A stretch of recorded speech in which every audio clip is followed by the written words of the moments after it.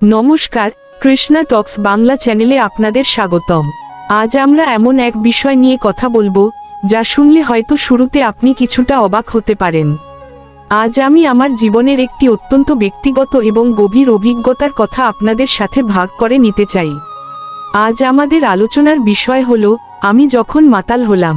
আলোচনার শুরুতেই বলছি, এই একটি আলোচনা আপনার জীবনকে বদলে দিতে পারে, তাই শেষ পর্যন্ত অত্যন্ত ধৈর্য সহকারে শুনুন।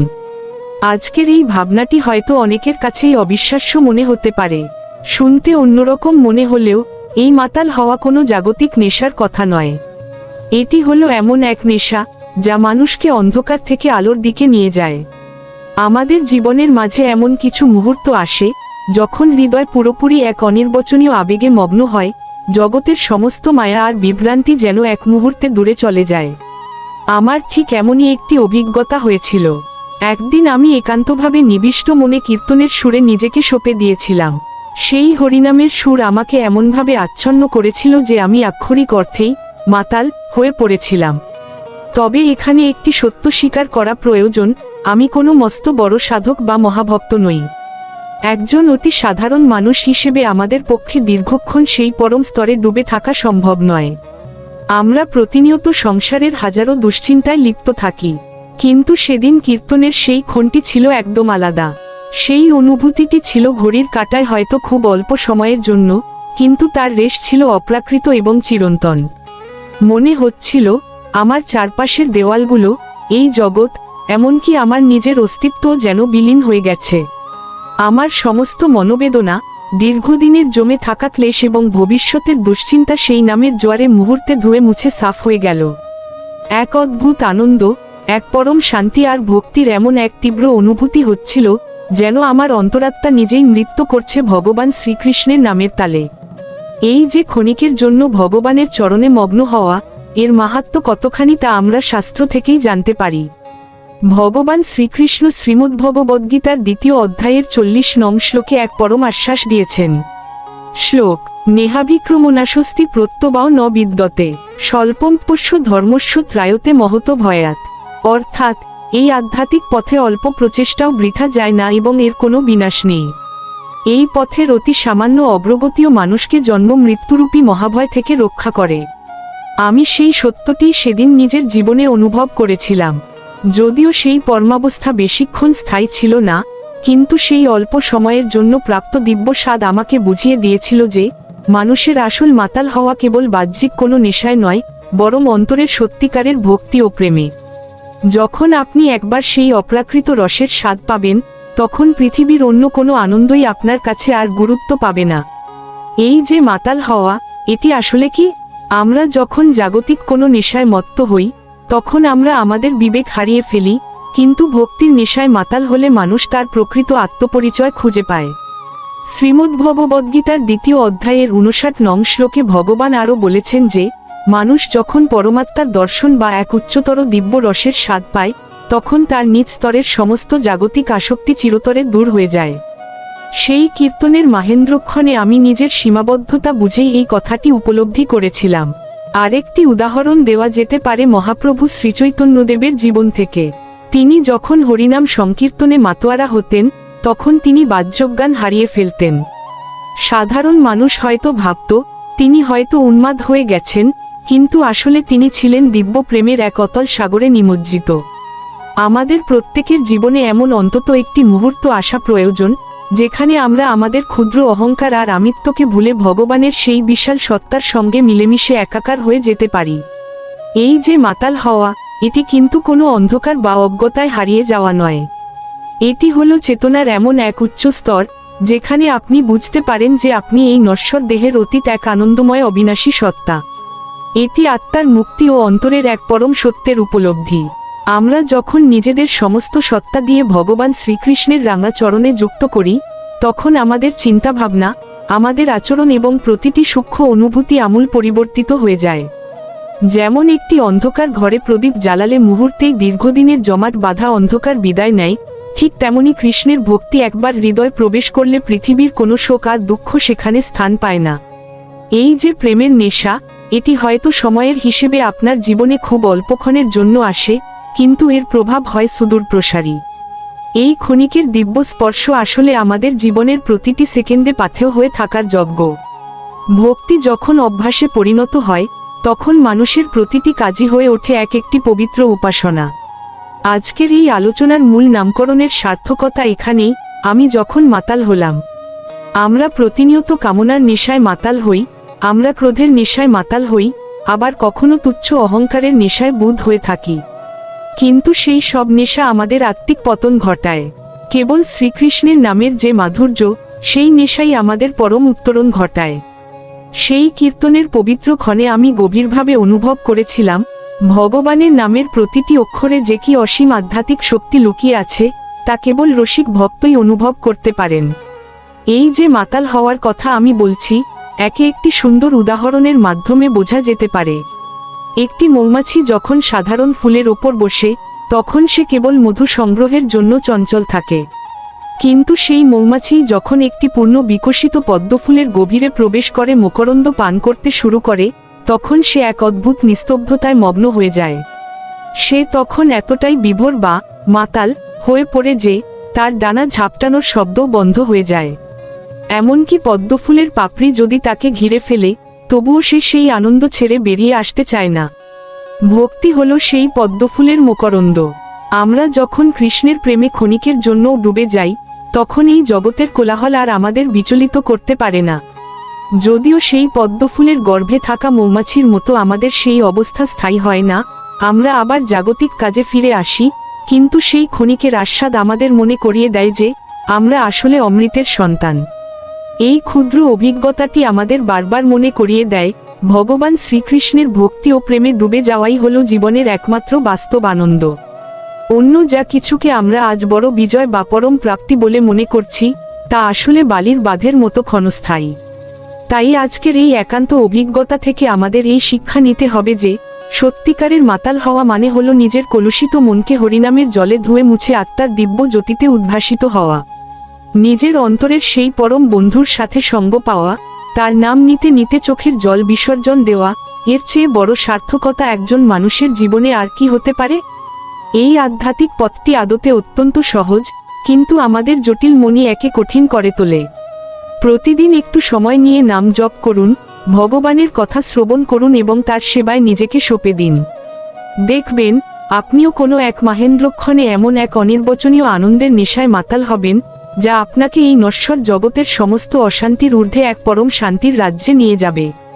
আমাদের কৃষ্ণা টক্স বাংলা চ্যানেলের লক্ষ্যই হলো আপনাদের জীবনের এই আধ্যাত্মিক তৃষ্ণাকে নিবারণ করা।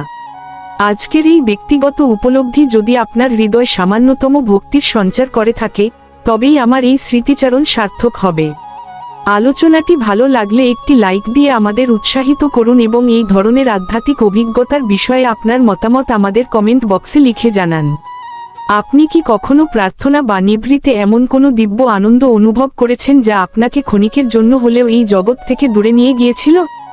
আপনার সেই অমূল্য অভিজ্ঞতার কথা আমাদের জানাতে ভুলবেন না। যদি আপনি আমাদের চ্যানেলে নতুন হয়ে থাকেন, তবে সনাতন ধর্মের গূঢ় রহস্য এবং জীবনের নানা সমস্যার আধ্যাত্মিক সমাধানের এই পথচলায় আমাদের সঙ্গী হতে এখনই সাবস্ক্রাইব করুন। আপনার একটি ছোট্ট কমেন্ট, যেখানে আপনি হয়তো লিখবেন হরে কৃষ্ণ কিংবা রাধে রাধে, তা আমাকে নতুন নতুন ভিডিও তৈরির পথে অনেক বড় অনুপ্রেরণা যোগাবে। প্রতিদিন রাত 8টায় এমন কোনো না কোনো গভীর আধ্যাত্মিক বিষয়ের পূর্ণাঙ্গ আলোচনার জন্য কৃষ্ণা টক্স বাংলা চ্যানেলের সঙ্গে থাকুন। ভক্ত যেমন ভগবানকে পাওয়ার জন্য চাতক পাখির মতো প্রতীক্ষা করেন, আমরাও তেমনি প্রতিদিন আধ্যাত্মিক কথার ডালি নিয়ে আপনাদের জন্য সশ্রদ্ধ অপেক্ষায় থাকি। এছাড়া দিনের বিভিন্ন সময়ে আমরা ছোট ও বড় নানা ধরনের ভিডিওর মাধ্যমে আপনাদের পাশেই থাকার চেষ্টা করি। চ্যানেলের পরিচালনা ও এই আলোচনা আপনাদের সামনে বিনয়ের সাথে নিবেদন করলেন শ্রী মিলন দেবনাথ। যা কিছু কল্যাণকর, তার সবই পরমেশ্বর শ্রীকৃষ্ণের অসীম কৃপা। সকলে সুস্থ থাকুন, ভালো থাকুন এবং সর্বদা কৃষ্ণ ভাবনায় মগ্ন থাকুন। হরে কৃষ্ণ। ইঁদুর জিতে গিয়েছিল, তবুও আমি হারিনি। এই প্রসঙ্গে কথা বলার আগে আপনার জীবনের সেই চরম মুহূর্তটির কথা মনে করুন, যখন ছোট একটি অপ্রত্যাশিত ধাক্কা আপনার সমস্ত পরিকল্পনা উল্টে দিল। যখন মনে হয় ক্ষুদ্রাতি ক্ষুদ্র শক্তিও আমাদের পরাজিত করেছে, তখনও কি আমাদের হার মেনে নেওয়া উচিত? নমস্কার, কৃষ্ণা টক্স বাংলা চ্যানেলে আপনাদের স্বাগতম। আজ আমরা এক বাস্তব অভিজ্ঞতার আলোকে আধ্যাত্মিক শিক্ষা অর্জন করব, ক্ষুদ্র বাধা কিভাবে জীবনের বৃহত্তম দর্শনে পরিণত হতে পারে। আজকের ভাবনা, ইঁদুর জিতে গিয়েছিল, তবুও আমি হারিনি। এই শিরোনাম শুধু একটি ব্যবসায়িক বা জাগতিক ক্ষতির গল্প নয়, এটি হলো প্রকৃতির গুণের মাধ্যমে আসা অপ্রত্যাশিত বাধা, সেই বাধা থেকে প্রাপ্ত গভীর শিক্ষা এবং ভগবানের প্রতি একজন ভক্তের অটল বিশ্বাসের গল্প। 1. বাস্তব অভিজ্ঞতার উপলব্ধি, অর্থনৈতিক ধাক্কা। আমি আমার ব্যবসার পাশাপাশি একটি নতুন উদ্যোগ শুরু করেছিলাম, খাদ্য সামগ্রীর ব্যবসা। একজন নতুন উদ্যোক্তা হিসেবে এটি ছিল আমার কাছে এক বিরাট চ্যালেঞ্জ। যথেষ্ট সময় এবং কঠোর পরিশ্রমের পরেও প্রথম দিকে ইনকাম কম থাকায় কর্মচারী রাখা সম্ভব ছিল না। কিন্তু সেখানেই লুকিয়ে ছিল প্রকৃতির এক অপ্রত্যাশিত পরীক্ষা। হঠাৎ একদিন আমি দেখলাম, ইঁদুর নামের সেই ক্ষুদ্র প্রাণীটি আমার সমস্ত পরিকল্পনাকে ধূলিসাৎ করে দিচ্ছে। চাল, ডাল, মুড়ি, বিস্কুট, চিনি, দামি লবণের প্যাকেট, এমনকি নারকেল এবং সয়াবিন তেলের বোতল পর্যন্ত কেটে নষ্ট করে দিল। একজন নতুন ব্যবসায়ীর জন্য এই ক্ষতি ছিল চরম মানসিক আঘাত। আমার মনে হয়েছিল, এত বড় অর্থনৈতিক ধাক্কা সামলানো অসম্ভব। আমি ব্যবসাটা গুটিয়ে নিতে বাধ্য হলাম। এটাই হলো সেই চরম সত্যের মুখোমুখি হওয়া, ইঁদুর জিতে গিয়েছিল, আর আমি আমার লক্ষ্যের রাস্তা থেকে সরে এলাম। কিন্তু এই হার আমাকে একটি গভীর আধ্যাত্মিক শিক্ষা দিয়েছে। 2. ক্ষতি নয়, শিক্ষা নিয়েছি, কর্মফল ও স্থিতপ্রজ্ঞতা। জীবনের এই অপ্রত্যাশিত ক্ষতি, এই আঘাত হলো একটি দুর্লভ শিক্ষার অংশ। ইঁদুর বা অন্য কোনো অপ্রত্যাশিত সমস্যা আমাদের সামগ্রী বা অর্থ নষ্ট করতে পারে, কিন্তু সেই অভিজ্ঞতা আমাদের মনোবল ও চিন্তাভাবনাকে আরও শক্তিশালী করে। এই বাহ্যিক ক্ষতিতে বিচলিত না হয়ে আমাদের উচিত সেই অভিজ্ঞতা থেকে আমরা কি শিখলাম তার ওপর মনোযোগ দেওয়া। গীতার দৃষ্টিকোণ থেকে, আমরা কখনো কর্মফল নিয়ন্ত্রণ করতে পারি না, আমরা কেবল কর্ম করতে পারি। আমি কঠোর পরিশ্রম করেও যখন ফল প্রতিকূল হলো, তখন বুঝতে পারলাম এটি প্রকৃতির নিয়মের অংশ এবং পূর্বকর্মের ফলস্বরূপ। জ্ঞানীরা এই ফলকে শান্তভাবে গ্রহণ করেন। ভগবান শ্রীকৃষ্ণ গীতায় বলেন, কর্মণ্যেবাধিকারস্তে মা ফলেষু কদাচন। অর্থাৎ, তোমার কর্মেই অধিকার আছে, কর্মফলে কখনো নয়। তাই ক্ষতি মানেই হেরে যাওয়া নয়, এটি হলো প্রকৃতির দেওয়া এক অমূল্য শেখার সুযোগ, যা আমাদের ফলের প্রতি আসক্তি ত্যাগ করতে শেখায়। 3. ধৈর্যই আসল শক্তি, সহ্যগুণ ও মনের স্থিরতা।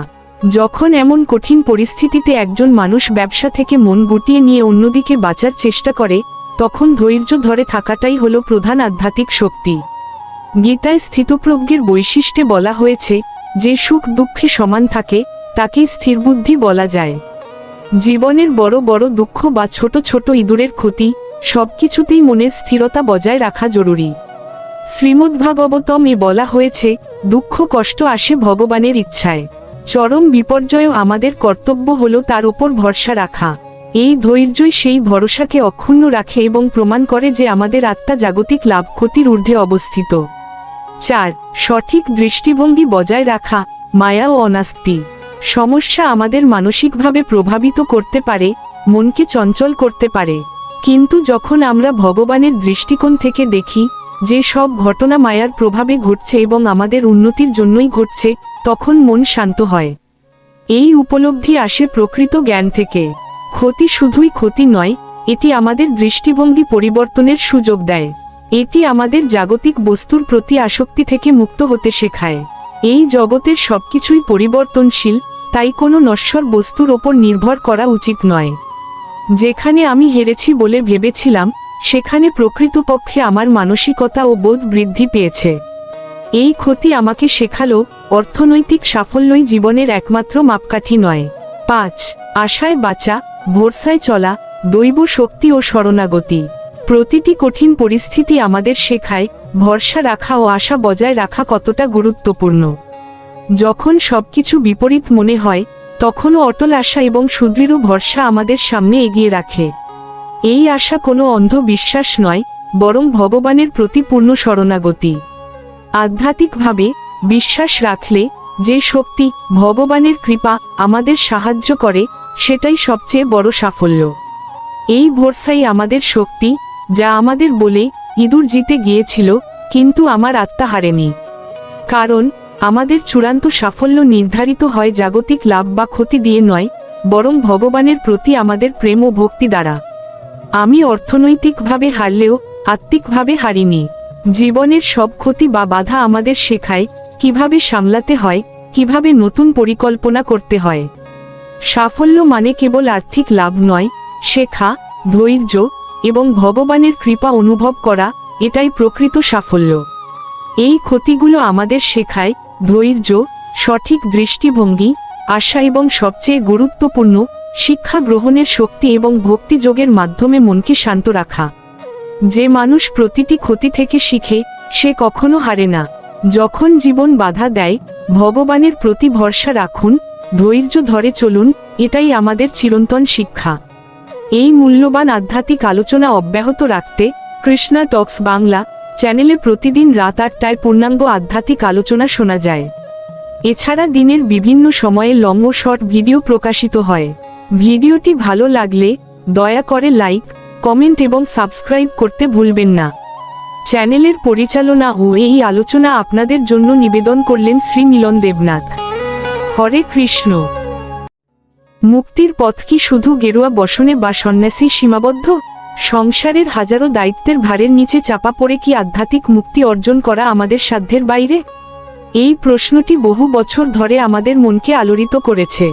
নমস্কার, কৃষ্ণা টক্স বাংলা চ্যানেলে আপনাদের স্বাগত। আজকের ভাবনা, সংসার ত্যাগ না করে মুক্তি। আসলে আধ্যাত্মিক মুক্তি কোনো ভৌগোলিক বা বাহ্যিক স্থান পরিবর্তন নয়, এটি হলো মানসিক অবস্থার আমূল পরিবর্তন।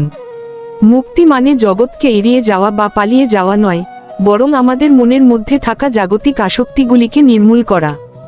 সংসার ত্যাগ না করেও যে পূর্ণ মুক্তি সম্ভব, ভগবান শ্রীকৃষ্ণ গীতায় সেই পথকেই কর্মযোগ নামে আমাদের সামনে তুলে ধরেছেন। মুক্তি মানে আসক্তি ত্যাগ, সংসারকে আলিঙ্গন। সংসারে বাস করেও মুক্তি লাভ করা কেবল সম্ভব নয়, বরং এটি বেশিরভাগ মানুষের জন্য নির্দিষ্ট পথ। এই পথের মূল ভিত্তি হল কর্মফলের প্রতি আমাদের মানসিকতা পরিবর্তন। জীবনের কর্মফল দুভাবে আমাদের বন্ধন তৈরি করে। প্রথমত, ফলের প্রতি প্রত্যাশা। আপনি যখন কোনো কাজ করেন এবং ফলাফলের প্রতি অতিরিক্ত প্রত্যাশা রাখেন, তখন সেই প্রত্যাশা পূর্ণ না হলে দুঃখ পান। এই সুখ দুঃখের চক্রই হল বন্ধন। দ্বিতীয়ত, কর্তৃত্বের অহংকার। আমরা মনে করি, আমি সব করছি, আমার দ্বারাই সব হয়েছে। এই আমি এবং আমার ভাব আমাদের আত্মা থেকে বিচ্ছিন্ন করে অহংকারে আবদ্ধ করে। এই অহংকার এবং আসক্তি ত্যাগী মুক্তির মূল চাবিকাঠি। মনে রাখবেন, আপনি ভগবানের সেবায় নিযুক্ত একটি যন্ত্র মাত্র। এই আত্মসমর্পণের মনোভাবই বন্ধন শিথিল করে। এই প্রসঙ্গে ভগবান শ্রীকৃষ্ণ গীতায় স্পষ্টভাবে নির্দেশ দিয়েছেন, যেখানে তিনি কর্মের প্রয়োজনীয়তা তুলে ধরেন। নিয়তং কুরু কর্ম তং কর্ম যেও হি অকর্মণ, শরীরযাত্রা অপি চতে ন প্রসিদ্ধাদ অকর্মণ। শ্রীমদ্ভগবদ্গীতার 3য় অধ্যায়ের 8 নং শ্লোক। অর্থাৎ, তুমি তোমার নির্দিষ্ট কর্তব্য কর্ম করো, কারণ কর্ম না করার চেয়ে কর্ম করাই শ্রেয়। কর্ম না করলে তোমার শরীরের রক্ষণাবেক্ষণও সম্ভব হবে না। সুতরাং কর্ম বা সংসার ত্যাগ করার দরকার নেই। সংসারকে বরং যোগ বা ভক্তির একটি ক্ষেত্র হিসেবে ব্যবহার করুন। আপনার পরিবার, চাকরি, দায়িত্ব, এগুলি সবই আপনার কর্মক্ষেত্র। এই কর্মগুলি যদি ভগবানের সন্তুষ্টির জন্য এবং নিষ্কামভাবে করা হয়, তবে তা বন্ধনের কারণ না হয়ে মুক্তির পথে শক্তিশালী সহায়ক হয়। সংসারকে যোগে রূপান্তরের কৌশল। কিন্তু কিভাবে আমাদের সাধারণ কাজগুলি মুক্তির পথে পরিণত হবে? এই রূপান্তরের জন্য প্রয়োজন গভীর সচেতনতা এবং অনুশীলন। প্রথমে, আপনার ওপর অর্পিত দায়িত্বগুলিকে ধর্ম, ভক্তির সাথে পালন করুন। আপনার পেশা বা আপনার পারিবারিক কর্তব্য সবই ভগবানের সেবার অংশ। কর্তব্যকে কখনোই বোঝা হিসেবে দেখবেন না, বরং এটি আপনার আধ্যাত্মিক অনুশীলনের সুযোগ। দ্বিতীয়ত, ভোগের মনোভাবকে সম্পূর্ণভাবে ত্যাগ করতে হবে। সংসারের কোনো কিছুকেই আমার বলে মনে করবেন না।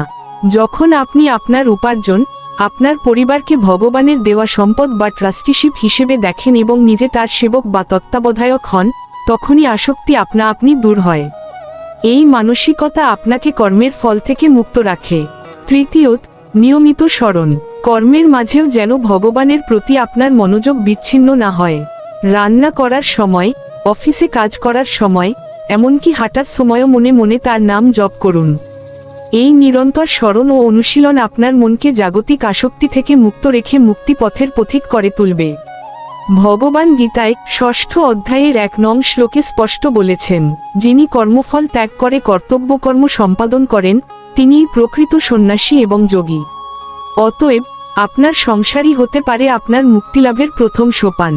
এই গভীর জ্ঞান এবং তত্ত্ব জিজ্ঞাসার পথে আমাদের আলোচনা শুনতে কৃষ্ণা টক্স বাংলা চ্যানেলে প্রতিদিন রাত ৮টায় আপনাদের উপস্থিতি একান্ত কাম্য। আমাদের এই আলোচনাগুলি আপনার জীবনে আধ্যাত্মিক আলো এনে দিক, এই প্রার্থনা। আলোচনাটি ভালো লাগলে উৎসাহ দিতে ভিডিওটিতে একটি লাইক দিন। এটি আমাদের আরও ভালো কাজ করতে অনুপ্রেরণা যোগায়। জীবনের মূল উদ্দেশ্য তত্ত্ব জিজ্ঞাসা। তাই আপনার মনে জমে থাকা যে কোনো প্রশ্ন বা কৌতূহল কমেন্ট বক্সে জানাতে দ্বিধা করবেন না। আপনার একটি জিজ্ঞাসা আরও অনেককে আলোকিত করতে পারে। এই সত্যের আলো যেন সবার কাছে পৌঁছায়, তাই চ্যানেলটি সাবস্ক্রাইব করুন এবং আপনার প্রিয়জনদের সাথে শেয়ার করুন। সকলের জীবন ভরে উঠুক কৃষ্ণ ভাবনায়। আপনাদের সকলের হৃদয়ের শান্তি ও মঙ্গল কামনা করে আজকের এই আলোচনা নিবেদন করলেন শ্রী মিলন দেবনাথ। হরে কৃষ্ণ। নমস্কার, কৃষ্ণা টক্স বাংলা চ্যানেলে আপনাদের স্বাগত। প্রতিটি মানুষ তার জীবনে অজান্তেই বা সজ্ঞানে কেবল একটি জিনিসের পিছনে ছোটে, সেটি হলো সুখ এবং শান্তি। আমরা সম্পদ অর্জন করি, সম্পর্ক তৈরি করি, ক্ষমতা চাই, সবকিছুর মূল উদ্দেশ্য একটাই, স্থায়ী আনন্দ লাভ করা। কিন্তু আমরা দেখি, কেন কোনো জাগতিক সুখই স্থায়ী হয় না? কেন প্রতিটি প্রাপ্তির পরেই আবার শূন্যতা ফিরে আসে? কোনো সাফল্যই কেন দীর্ঘস্থায়ী আনন্দ দেয় না? আজকের আলোচনা, ক্ষণস্থায়ী সুখে শান্তি কেন নেই? জাগতিক সুখের ক্ষণস্থায়ী প্রকৃতি ও মরীচিকা। আমাদের জীবন যেন এক মরীচিকার পেছনে ছোটা। আমরা প্রতিনিয়ত জাগতিক ক্ষণস্থায়ী সুখের পেছনে ছুটি আর মনে করি এতেই শান্তি মিলবে। এই সুখগুলির উৎস নশ্বর, অর্থাৎ যা শুরু হয় তার শেষ নিশ্চিত। এটিই হলো জাগতিক বন্ধনের মূল সমস্যা। উৎসের নশ্বরতা। ধরুন, আপনি অক্লান্ত পরিশ্রমের পর সমাজে অত্যন্ত সম্মানজনক একটি পদ বা খ্যাতি অর্জন করলেন।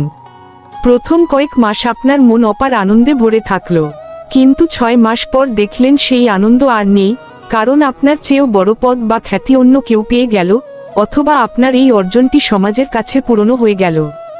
সুখের উৎস পদ বা খ্যাতি নশ্বর ছিল বলেই আনন্দও নশ্বর হল। আসক্তি এবং দুঃখের জন্ম। যখন আমরা একটি বস্তুতে বা সম্পর্কে সুখ খুঁজে পাই, তখন আমরা তাতে আসক্ত হয়ে পড়ি। যখন সেই বস্তু বা সম্পর্কটি আমাদের থেকে বিচ্ছিন্ন হয়, তখনই গভীর দুঃখের সৃষ্টি হয়। সুখের আকাঙ্ক্ষায় পড়ে দুঃখের কারণ হয়ে দাঁড়ায়। অস্থির মন। আমাদের আত্মা চিরন্তন। নশ্বর বস্তুতে সে কখনো স্থায়ীভাবে তৃপ্ত হতে পারে না। এই অনিত্য বস্তুর প্রতি আমাদের যে আসক্তি, সেটিই মনকে সর্বদা অস্থির রাখে, কারণ মন জানে এই সুখটি চলে যাবেই। গীতার শিক্ষা, দুঃখজনয় এবতে। এই প্রসঙ্গে ভগবান শ্রীকৃষ্ণ শ্রীমদ্ভগবদ্গীতায় এই জাগতিক ভোগের পরিণতি সম্পর্কে আমাদের সতর্ক করে দিয়েছেন। যে হি সংস্পর্শজা ভোগা দুঃখজনয় এবতে আদ্যন্তবন্ত কৌন্তেয় নতেষু রমতে বুধ। শ্রীমদ্ভগবদ্গীতার ৫ম অধ্যায়ের ২২ নং শ্লোক। অর্থাৎ, হে কৌন্তেয়, ইন্দ্রিয় ও বিষয়ের সংযোগে উৎপন্ন যে সকল সুখ, তা দুঃখের কারণ। সেগুলির আদি ও অন্ত আছে, তাই বুদ্ধিমান ব্যক্তি তাতে আসক্ত হন না।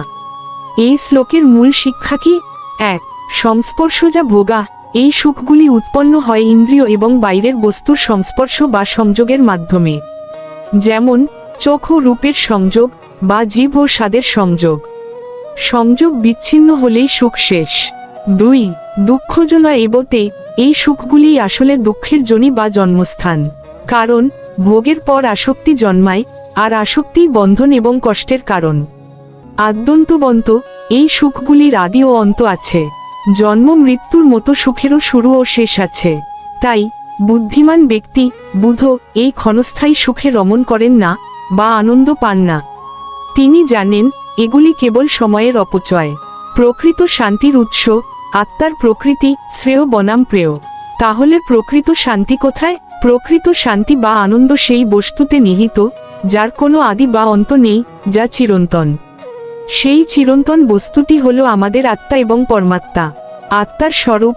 আত্মা হলো সচ্চিদানন্দ, নিত্য, চিরন্তন, জ্ঞানময় ও আনন্দময়। তাই ক্ষণস্থায়ী বস্তুতে আত্মার আনন্দ হয় না। আত্মা সর্বদা তার নিজ প্রকৃতি এবং পরম উৎসের দিকে ফিরতে চায়।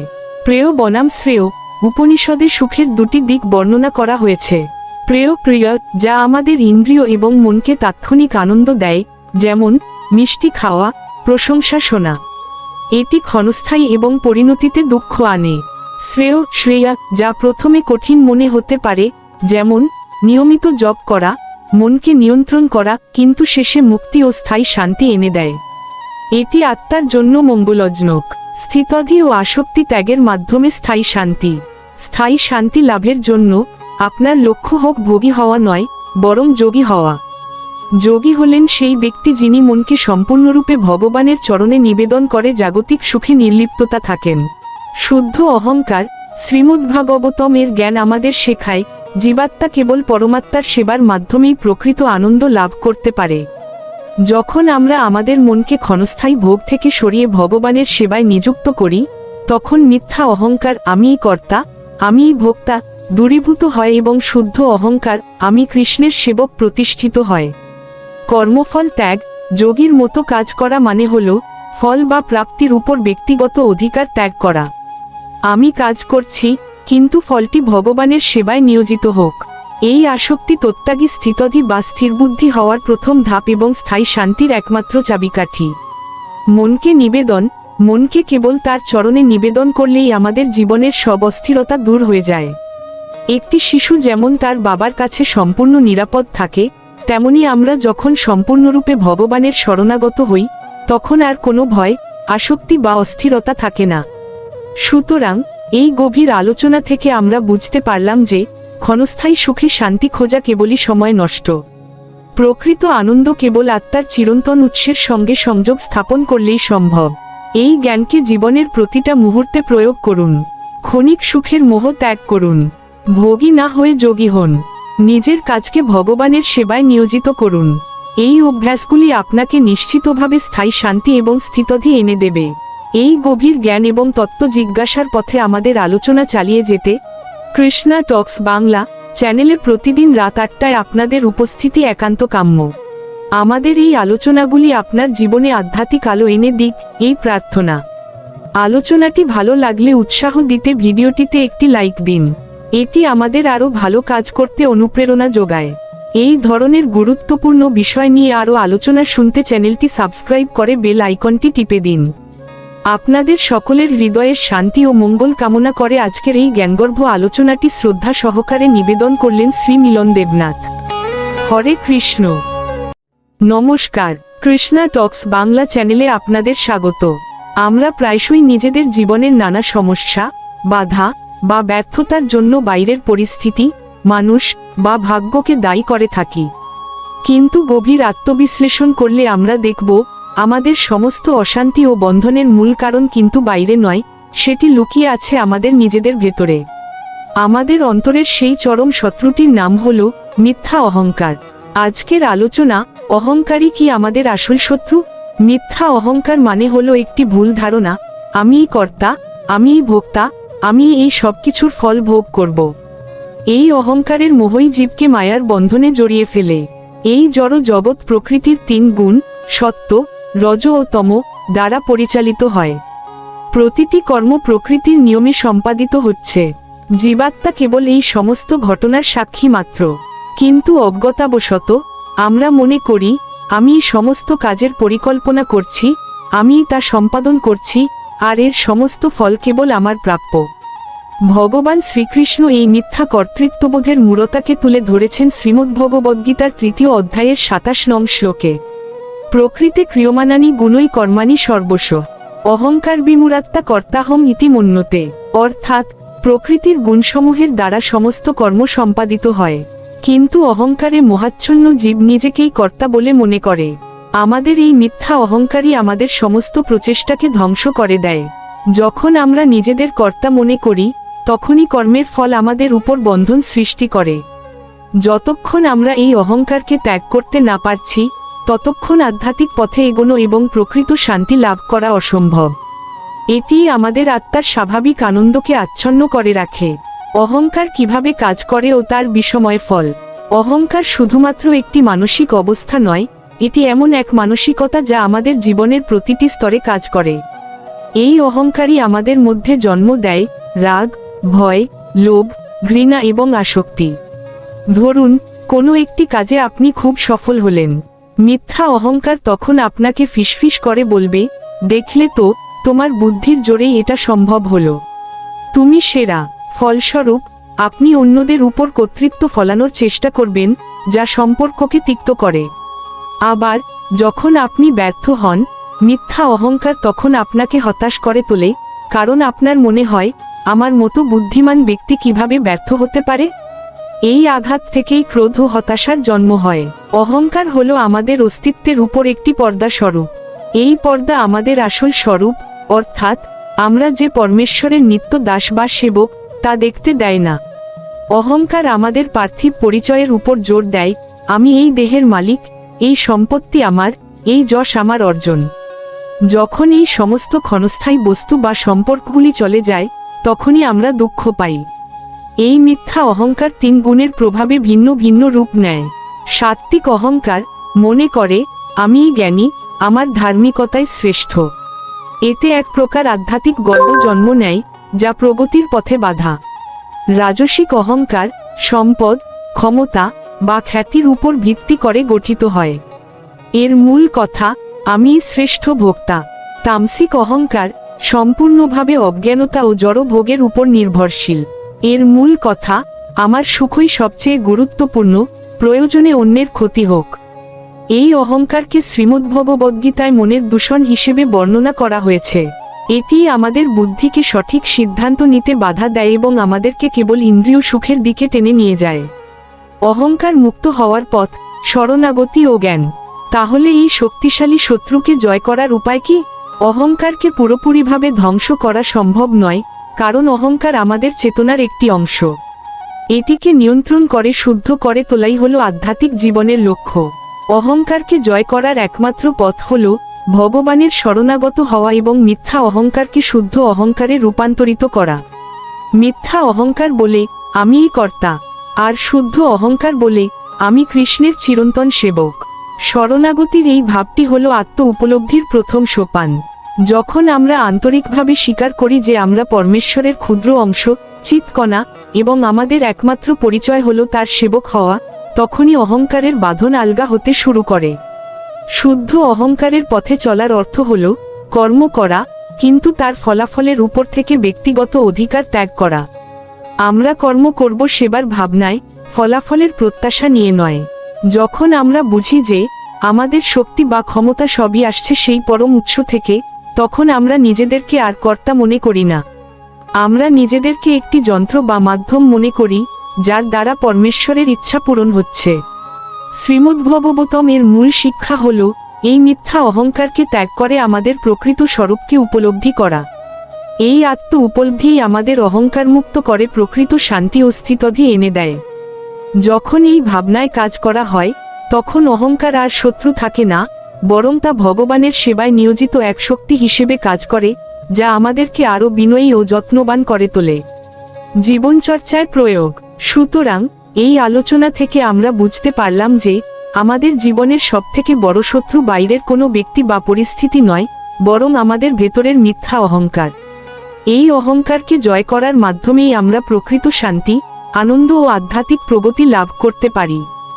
আমরা কিভাবে আমাদের দৈনন্দিন জীবনে এই জ্ঞান প্রয়োগ করতে পারি? 1. কর্তৃত্ববোধ ত্যাগ। জীবনের প্রতিটি কাজে নিজেকে কর্তা না মনে করে পরমেশ্বরের সেবক বা তার ইচ্ছার একটি মাধ্যম হিসেবে ভাবুন। 2. কৃতজ্ঞতা ও বিনয়। প্রতিটি সাফল্যের জন্য ঈশ্বরের কাছে কৃতজ্ঞ থাকুন এবং বিনয়ী হন। ব্যর্থতাকে শিক্ষার সুযোগ হিসেবে দেখুন। 3. সেবা মনোভাব।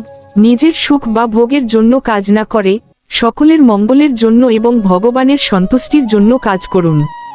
এই অভ্যাসগুলি আমাদের ধীরে ধীরে মিথ্যা অহংকার থেকে মুক্ত করে শুদ্ধ অহংকারের পথে নিয়ে যাবে এবং আমরা জীবনে স্থিতধি ও প্রকৃত আনন্দ লাভ করব।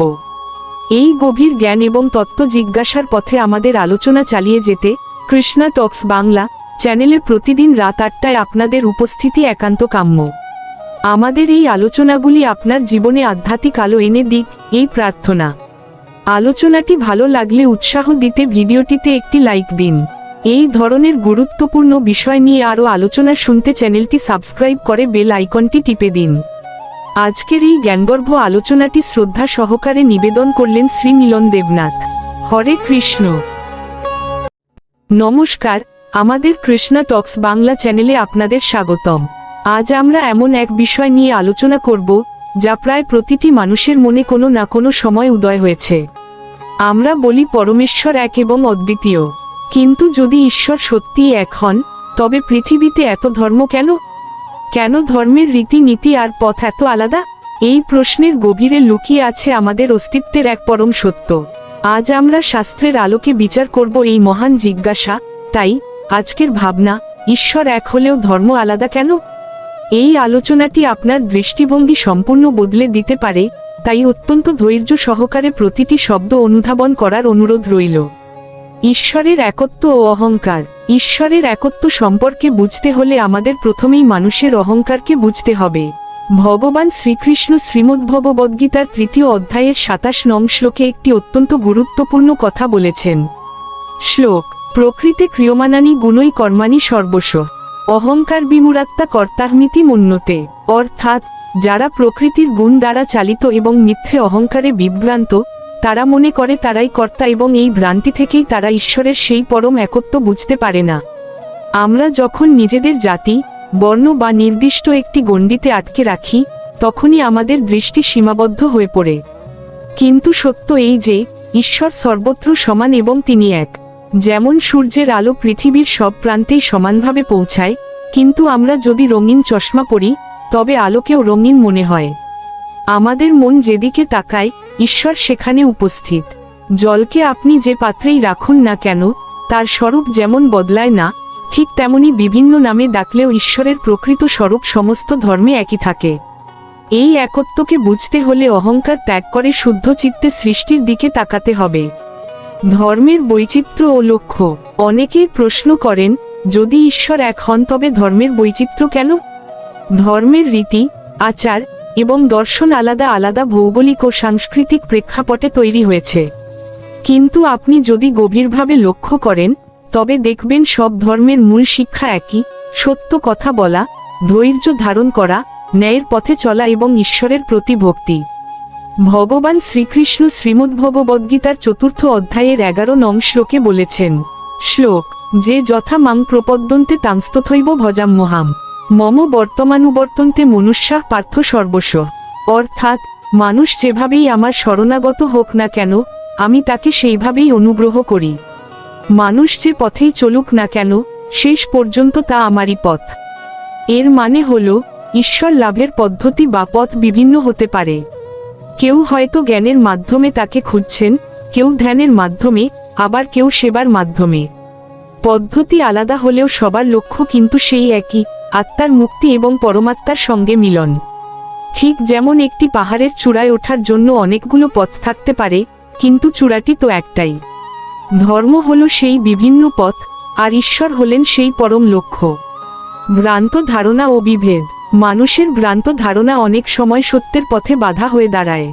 ধর্ম ভিন্ন হওয়ার কারণে মানুষ প্রায়শই বিভ্রান্ত হয় এবং ঈশ্বরকে নিজেদের সুবিধামতো ভাগ করে নেয়। তারা মনে করে আমার ঈশ্বর তোমার ঈশ্বরের চেয়ে আলাদা। ভগবান শ্রীকৃষ্ণ শ্রীমদ্ভগবদ্গীতার 7ম অধ্যায়ের 24 নং শ্লোকে এই বিষয়ে সতর্ক করে বলেছেন। শ্লোক: অব্যক্তং ব্যক্তিমাপন্নং মন্যন্তে মাম্বুদ্ধয় পরং ভাবম জানন্ত মমাব্যয়মনুত্তমম। অর্থাৎ বুদ্ধিহীন মানুষেরা আমাকে পরমেশ্বর বলে চিনতে পারে না এবং আমার পরম ভাবনা জেনে আমাকে সাধারণ মানুষ বা সীমাবদ্ধ মনে করে। যারা আধ্যাত্মিক সত্য ভুলে যায় এবং কেবল বাহ্যিক পার্থক্যের ওপর গুরুত্ব দেয়, তারা বিভ্রান্তির শিকার হয়। এই বিভ্রান্তি থেকেই হিংসা আর বিভেদ জন্ম নেয়। মানুষ যখন ভুলে যায় যে সব ধর্মই আসলে একই পরমেশ্বরের কাছে পৌঁছানোর ভিন্ন ভিন্ন ভাষা, তখনই আধ্যাত্মিক পতন শুরু হয়। প্রকৃত জ্ঞানী তিনি, যিনি এই বাহ্যিক বৈচিত্র্যের ভেতরে লুকানো সেই অভিন্ন সত্যকে দেখতে পান। বিশ্বাস বনাম প্রথার পার্থক্য। আমাদের বুঝতে হবে বিশ্বাস বনাম প্রথার পার্থক্য। ধর্মের আচার পদ্ধতি বা প্রথা দেশ এবং কালভেদে ভিন্ন হতে পারে, কিন্তু ঈশ্বরের প্রতি সত্যিকার ভক্তি হল মূল কথা। ভগবান শ্রীকৃষ্ণ শ্রীমদ্ভগবদ্গীতায় 18তম অধ্যায়ের 66 নং শ্লোকে এক চরম অভয় বাণী দিয়েছেন।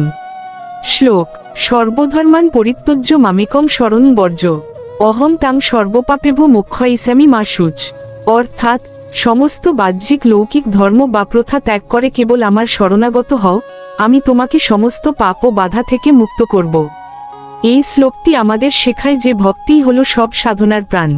আচার বা নিয়মকানুন কেবল বাহ্যিক কাঠামো মাত্র, যা আমাদের মনকে একাগ্র করতে সাহায্য করে। ভক্তিহীন প্রথা প্রাণহীন দেহের মতো। তাই ধর্ম আলাদা হলেও যদি ভক্তি এক হয়, তবে ঈশ্বর অবশ্যই সেই প্রার্থনা গ্রহণ করেন। ঐক্য এবং ভ্রাতৃত্ব সমদর্শিতা। ঈশ্বর এক হওয়ার শিক্ষা আমাদের মধ্যে ঐক্য এবং ভ্রাতৃত্ব জাগিয়ে তোলে। গীতায় শ্রীকৃষ্ণ অর্জুনকে 5ম অধ্যায়ের 18 নং শ্লোকে সমদর্শিতার পাঠ দিয়েছেন। শ্লোক: বিদ্যা বিনয় সম্পন্নে ব্রাহ্মণে গবি হস্তিনী, শুনি চৈব সপাকে চ পণ্ডিতা সমদর্শিন।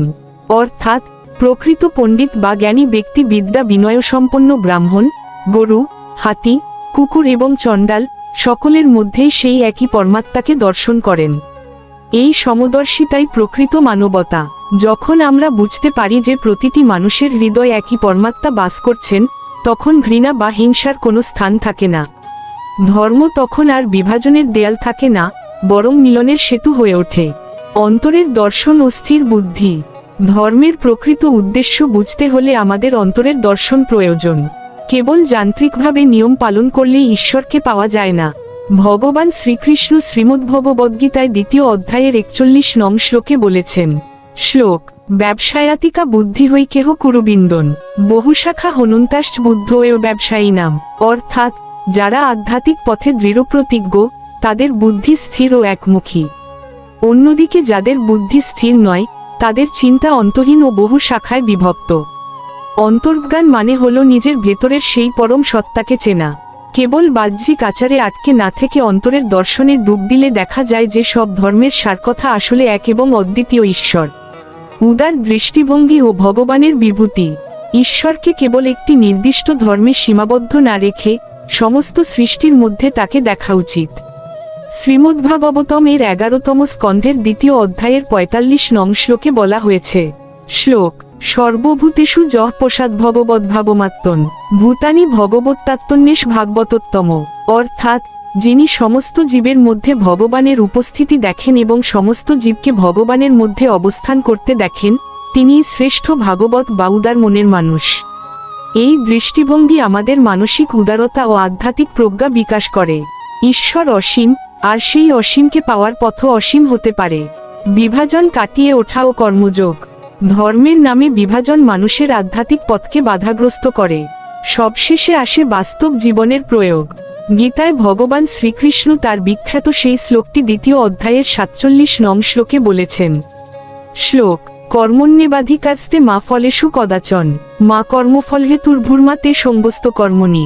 অর্থাৎ, কর্মেই তোমার অধিকার, ফলের আশা কখনো করো না। এই মহান বাণী যদি আমরা বাস্তব জীবনে প্রয়োগ করি, তবে জীবন পূর্ণতা ও আনন্দে পরিপূর্ণ হয়ে ওঠে। আপনি যে ধর্মেরই হন না কেন, আপনি যদি সত্যের পথে চলেন এবং নিঃস্বার্থভাবে আর্তের সেবা করেন, তবেই আপনি প্রকৃত ধার্মিক। ঈশ্বর এক, আর সেই এক ঈশ্বরের সেবা করার শ্রেষ্ঠ পথ হল তার সৃষ্টিকে ভালোবাসা। এই পরম সত্য প্রচার করাই আমাদের কৃষ্ণা টক্স বাংলা চ্যানেলের একমাত্র লক্ষ্য। আজকের এই বিশেষ আধ্যাত্মিক আলোচনা যদি আপনার মনে নতুন কোনো আলোকপাত করে থাকে, তবে একটি লাইক দিন এবং অনুগ্রহ করে সাবস্ক্রাইব করুন।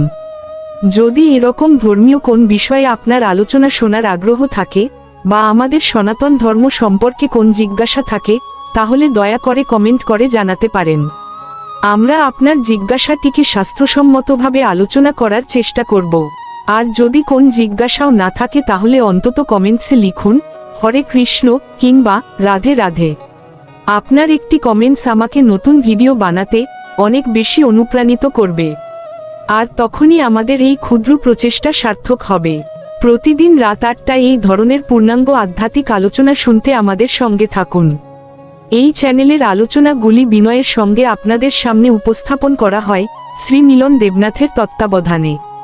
সবকিছুই ভগবান শ্রীকৃষ্ণের কৃপায়। হরে কৃষ্ণ। নমস্কার, কৃষ্ণা টক্স বাংলা চ্যানেলে আপনাদের স্বাগতম। আজ আমরা এক অত্যন্ত মৌলিক প্রশ্ন নিয়ে আলোচনা করব, যে প্রশ্ন আমাদের জীবনের প্রতিটি পদক্ষেপকে চালিত করে। আজকের ভাবনা, এখানে কি খুঁজছেন আপনি? এই শিরোনাম শুধু একটি জিজ্ঞাসা নয়, এটি আমাদের মানব জীবনের উদ্দেশ্য এবং আকাঙ্ক্ষার গভীরতম বিশ্লেষণ। জন্ম থেকে মৃত্যু পর্যন্ত আমরা কি চাই? স্থায়ী সুখ, নিরাপত্তা, নাকি অন্য কিছু? এই অনুসন্ধানকে সার্থক করতে আমরা 7টি গুরুত্বপূর্ণ ধাপে আলোচনা করব। 1. জাগতিক সুখ ও অস্থির অনুসন্ধান। জীবনের শুরুতেই আমাদের অনুসন্ধান শুরু হয় সুখের জন্য। কিন্তু এই সুখের উৎস আমরা কোথায় খুঁজি? জগৎ সংসারে, যেখানে সবকিছুই ক্ষণস্থায়ী। আমরা মনে করি নতুন সম্পত্তি, উচ্চ পদ বা আরও বেশি অর্থই শান্তি এনে দেবে। শ্রীমদ্ভগবদ্গীতায় বলা হয়েছে, নাস্তি বুদ্ধে রযুক্তস্য ন চাযুক্তস্য ভাবনা ন চাভাবত শান্তির্শান্তরুত সুখম। গীতা 2য় অধ্যায়ের 66 নং শ্লোক। অর্থাৎ, যাহার বুদ্ধি অসংযত, তাহার আত্মজ্ঞান হয় না এবং সেই কারণে তাহার শান্তি লাভ হয় না। শান্তি ব্যতীত সুখ কোথায়? এই শ্লোক আমাদের শেখায় যে, যদি আমাদের মন ও বুদ্ধি ভগবানের প্রতি স্থির না হয়, তবে আমরা যত বাহ্যিক সুখই অর্জন করি না কেন, তা অস্থির এবং অস্থায়ী। জাগতিক অনুসন্ধান কেবল আরও বেশি অস্থিরতাই এনে দেয়। 2. মায়ার আবরণে ঢাকা সত্য। আমরা যা খুঁজছি তা আমাদের চোখের সামনেই আছে, কিন্তু আমরা মায়ার ভ্রান্তির আবরণে ঢাকা পড়ে ভুল পথে অনুসন্ধান করি। অর্থ, খ্যাতি, ক্ষমতা, এগুলি ক্ষণিকের ছায়া মাত্র। আমরা এই দেহকে আমি ভেবে দেহের চাহিদা মেটাতে জীবন অতিবাহিত করে দিই। শ্রীমদ্ভাগবতমে বলা হয়েছে, নুনম প্রমত্ত কুরুতে বিকর্ম যোদ ইন্দ্রিয়প্রীত আপৃণতি। ভাগবতম 5 অধ্যায় 5 স্কন্ধ এর 5 নং শ্লোক। অর্থাৎ, মানব জীবন লাভ করেও যে ব্যক্তি কেবল ইন্দ্রিয় সুখের জন্য উন্মত্ত হয়ে কর্ম করে, সে অবশ্যই পাপ কর্মে লিপ্ত হয়। ইন্দ্রিয়ের সুখ অর্থাৎ জাগতিক বস্তুতে আমরা সুখ খুঁজতে থাকি, যা আমাদের কেবল কর্মের বন্ধনেই বেঁধে ফেলে। আসল সত্য হল, আমরা আনন্দময় আত্মা, আনন্দ বাইরে থেকে আসে না। 3. মনের স্থিরতা। সঠিক জিনিসটি খুঁজে পাওয়ার প্রথম ধাপ হল মনকে স্থির করা। আমরা সারাক্ষণ বিক্ষিপ্ত চিন্তা ও চঞ্চল মনের শিকার। মন স্থির না হলে আমরা কখনোই বুঝতে পারব না যে আমাদের আসল অনুসন্ধানটি কোথায়।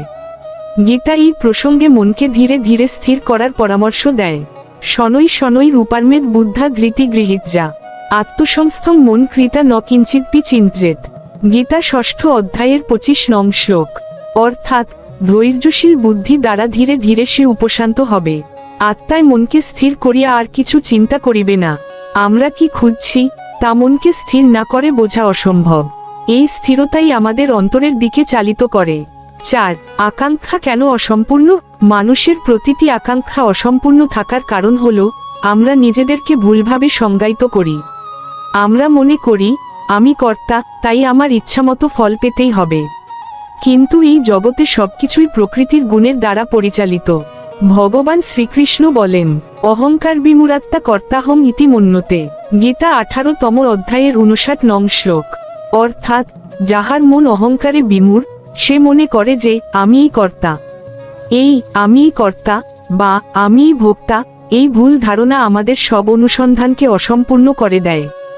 আমরা যা খুঁজছি তা ফল নয়, বরং কর্তব্য। 5. প্রেম ও ভক্তি চিরন্তন আকাঙ্ক্ষা। যদি জাগতিক সুখ, ক্ষমতা বা অর্থ আমাদের চূড়ান্ত লক্ষ্য না হয়, তবে আমরা আসলে কি খুঁজছি? আমরা খুঁজছি এমন একটি সম্পর্ক যা চিরন্তন এবং শর্তহীন। সেটাই হলো ভগবানের সঙ্গে প্রেমময় সম্পর্ক বা ভক্তি। শ্রীমদ্ভাগবতম এই বিষয়ে চূড়ান্ত ঘোষণা করে, সবই পুংসাং পর ধর্ম যত ভক্তির অধক্ষোজে অহৈতুক্য প্রতিহতা যাজাত্তা সুপ্রসিদতি। ভাগবতম 1ম অধ্যায় 2য় স্কন্ধ এর 6 নং শ্লোক। অর্থাৎ, যে ভক্তি অধক্ষজ শ্রীকৃষ্ণে লাভ হয়, সেই অহৈতুকী ও অপ্রতিরোধ্য ভক্তি সমস্ত জীবের শ্রেষ্ঠ ধর্ম। এই ভক্তি দ্বারাই আত্মা সম্পূর্ণরূপে প্রসন্ন হয়। এই শ্লোক স্পষ্টভাবে জানায়, আমরা যা খুঁজছি তা হল নিষ্কামী ভক্তি, যা আত্মাকে প্রকৃত শান্তি দিতে পারে। 6. সেবাই হলো খোঁজার পদ্ধতি। আমরা যা খুঁজছি আনন্দ ও পূর্ণতা, তা পাওয়ার পদ্ধতি কি? সেটি হলো সেবার মনোভাব। কর্মফল বা ফলের প্রতি আসক্তি ত্যাগ করে ভগবানের সেবার উদ্দেশ্যে কর্ম করা। ভগবান শ্রীকৃষ্ণ উপদেশ দেন, যত করসি যো দশনাসি যত জুহসি দোদাসি যত যত তপস্যসি কৌন্তেয় তত কুরুষ মদর্পণম। গীতা নবম অধ্যায়ের 27 নং শ্লোক। অর্থাৎ, হে কৌন্তেয়, তুমি যাহা কিছু করো, যাহা কিছু ভোজন করো, যাহা কিছু হোম করো, যাহা কিছু দান করো এবং যে তপস্যাই করো না কেন, সেই সমস্তই আমাতে অর্পণ করো। আমরা যা কিছু করছি তা যদি ভগবানের সেবায় পরিণত হয় তবে আমাদের অনুসন্ধান সফল হয়। 7 আনন্দময় উত্তর, আপনি কৃষ্ণকেই খুঁজছেন। অতএব এখানে কি খুঁজছেন আপনি? এই প্রশ্নের চূড়ান্ত উত্তর হল, আপনি আসলে আপনার আদি উৎস, পরম আনন্দ, শ্রীকৃষ্ণকে খুঁজছেন। জাগতিক প্রচেষ্টাগুলি সেই চূড়ান্ত লক্ষ্যেরই বিকৃত প্রতিফলন মাত্র। গীতা এবং ভাগবতের বাণী আমাদের শেখায়, স্থায়ী সুখ লাভ হয় তখনই যখন আমরা জাগতিক অনুসন্ধান ত্যাগ করে ভক্তির পথে আত্ম অনুসন্ধান শুরু করি। এই মূল্যবান আধ্যাত্মিক আলোচনা অব্যাহত রাখতে কৃষ্ণা টক্স বাংলা চ্যানেলে প্রতিদিন রাত 8টায় পূর্ণাঙ্গ আধ্যাত্মিক আলোচনা শোনা যায়। এছাড়া দিনের বিভিন্ন সময়ে লং ও শর্ট ভিডিও প্রকাশিত হয়। ভিডিওটি ভালো লাগলে দয়া করে লাইক, কমেন্ট এবং সাবস্ক্রাইব করতে ভুলবেন না। চ্যানেলের পরিচালনা ও এই আলোচনা আপনাদের জন্য নিবেদন করলেন শ্রী মিলন দেবনাথ। হরে কৃষ্ণ। নমস্কার, কৃষ্ণা টক্স বাংলা চ্যানেলে আপনাদের স্বাগতম। আজ আমরা এক অত্যন্ত মৌলিক প্রশ্ন নিয়ে আলোচনা করব, যে প্রশ্ন আমাদের জীবনের প্রতিটি পদক্ষেপকে চালিত করে। আজকের ভাবনা, এখানে কি খুঁজছেন আপনি? এই শিরোনাম শুধু একটি জিজ্ঞাসা নয়, এটি আমাদের মানব জীবনের উদ্দেশ্য এবং আকাঙ্ক্ষার গভীরতম বিশ্লেষণ। জন্ম থেকে মৃত্যু পর্যন্ত আমরা কি চাই? স্থায়ী সুখ, নিরাপত্তা, নাকি অন্য কিছু? এই অনুসন্ধানকে সার্থক করতে আমরা 7টি গুরুত্বপূর্ণ ধাপে আলোচনা করব। 1 জাগতিক সুখ ও অস্থির অনুসন্ধান। জীবনের শুরুতেই আমাদের অনুসন্ধান শুরু হয় সুখের জন্য। কিন্তু এই সুখের উৎস আমরা কোথায় খুঁজি? জগৎ সংসারে, যেখানে সবকিছুই ক্ষণস্থায়ী। আমরা মনে করি নতুন সম্পত্তি, উচ্চ পদ বা আরও বেশি অর্থই শান্তি এনে দেবে। শ্রীমদ্ভগবদ্গীতায় বলা হয়েছে, নাস্তি বুদ্ধের রযুক্তস্য ন চাযুক্তস্য ভাবনা ন চাভাবত শান্তির্শান্তরুত সুখম। গীতা 2য় অধ্যায়ের 66 নং শ্লোক। অর্থাৎ, যাহার বুদ্ধি অসংযত তাহার আত্মজ্ঞান হয় না এবং সেই কারণে তাহার শান্তি লাভ হয় না। শান্তি ব্যতীত সুখ কোথায়?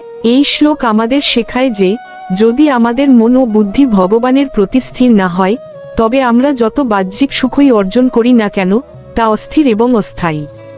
জাগতিক অনুসন্ধান কেবল আরও বেশি অস্থিরতাই এনে দেয়। 2 মায়ার আবরণে ঢাকা সত্য।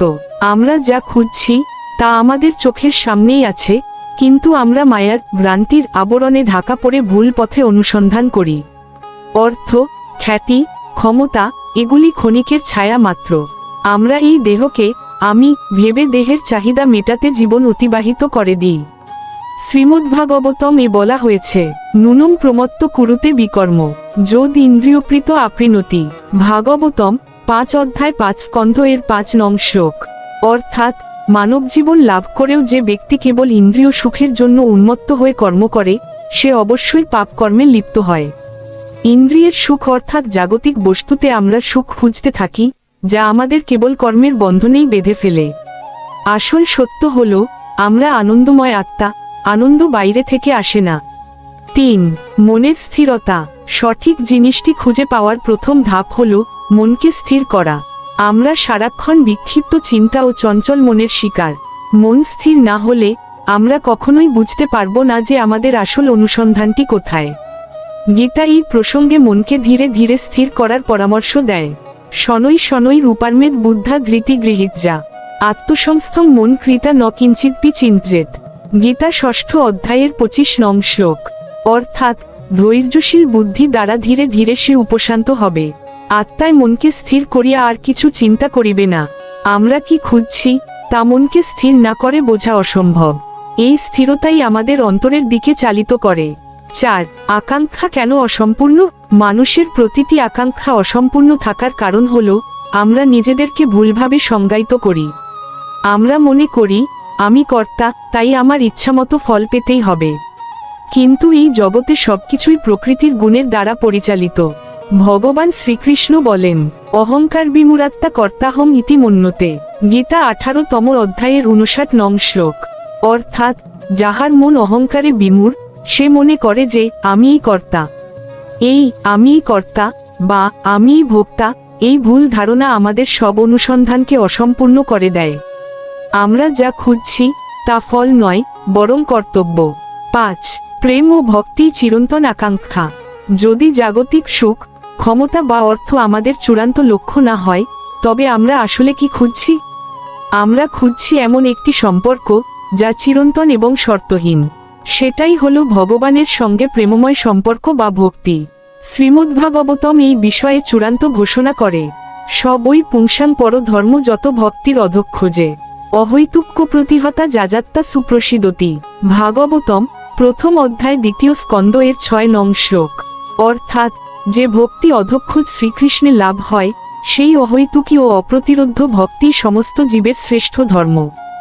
এই ভক্তি দ্বারাই আত্মা সম্পূর্ণরূপে প্রসন্ন হয়। এই শ্লোক স্পষ্টভাবে জানায়, আমরা যা খুঁজছি তা হল নিষ্কামী ভক্তি, যা আত্মাকে প্রকৃত শান্তি দিতে পারে।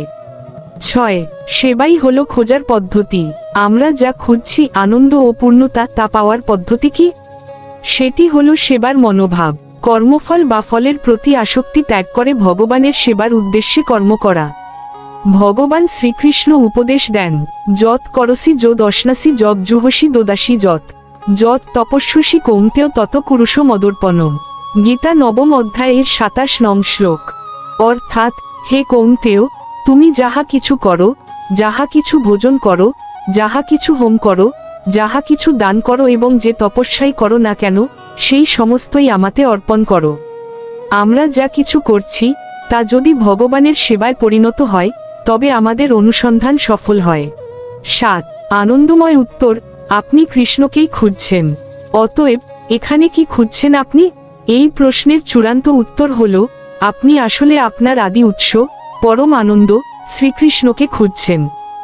জাগতিক প্রচেষ্টাগুলি সেই চূড়ান্ত লক্ষ্যেরই বিকৃত প্রতিফলন মাত্র।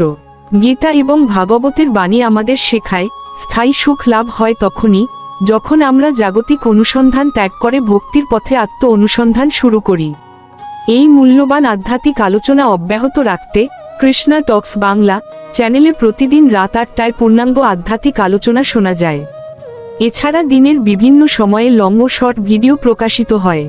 ভিডিওটি ভালো লাগলে দয়া করে লাইক, কমেন্ট এবং সাবস্ক্রাইব করতে ভুলবেন না। চ্যানেলের পরিচালনা ও এই আলোচনা আপনাদের জন্য নিবেদন করলেন শ্রী মিলন দেবনাথ। হরে কৃষ্ণ। নমস্কার, কৃষ্ণা টক্স বাংলা চ্যানেলে আপনাদের স্বাগতম। আজ আমরা মানব অস্তিত্বের এক গভীরতম রহস্য নিয়ে আলোচনা করব। আমাদের মনে যে প্রশ্ন বারবার আসে, তার উত্তর আমরা শাস্ত্রের আলোকে খুঁজব। তাই আজকের ভাবনা, এই মহাজাগতিক জগতে আমি একা। এই অনুভূতিটি কেন আসে? আমরা কি সত্যিই এই বিশাল ব্রহ্মাণ্ডে একা? এই প্রশ্নের উত্তর খুঁজতে আমরা ছোট ছোট 10টি গুরুত্বপূর্ণ ধাপে এই আলোচনাকে এগিয়ে নিয়ে যাব, যাতে আপনি ধীরে ধীরে এবং সহজে এর গভীর দর্শন বুঝতে পারেন। 1. কেন আসে এই একাকিত্বের অনুভূতি? আমাদের একাকিত্বের অনুভূতি আসে মূলত জাগতিক সম্পর্কের ভঙ্গুরতা থেকে।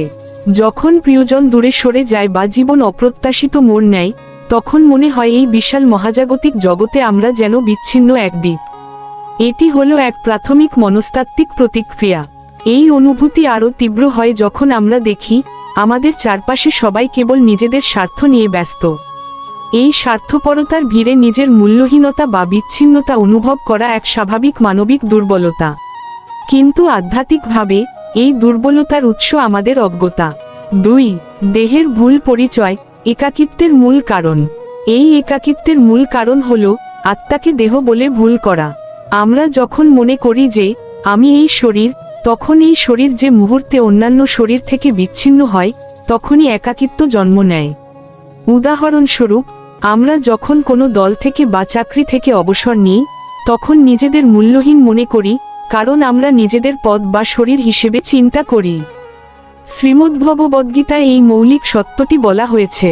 শ্লোক: ন জায়তে ম্রিয়তে বা কদাচিন, নায়ং ভূতা ভবিতা বা ন ভূয়।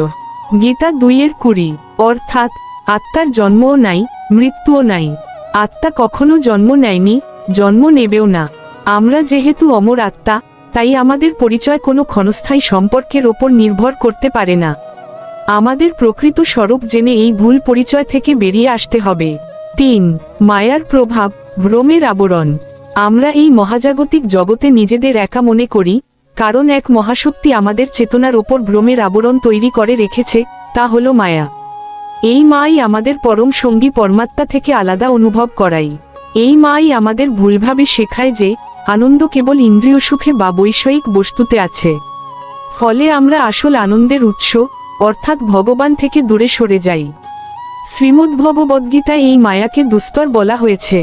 শ্লোক: দৈবী হেষা গুণময়ী মম মায়া দূরত্বয়া। গীতা 7:14।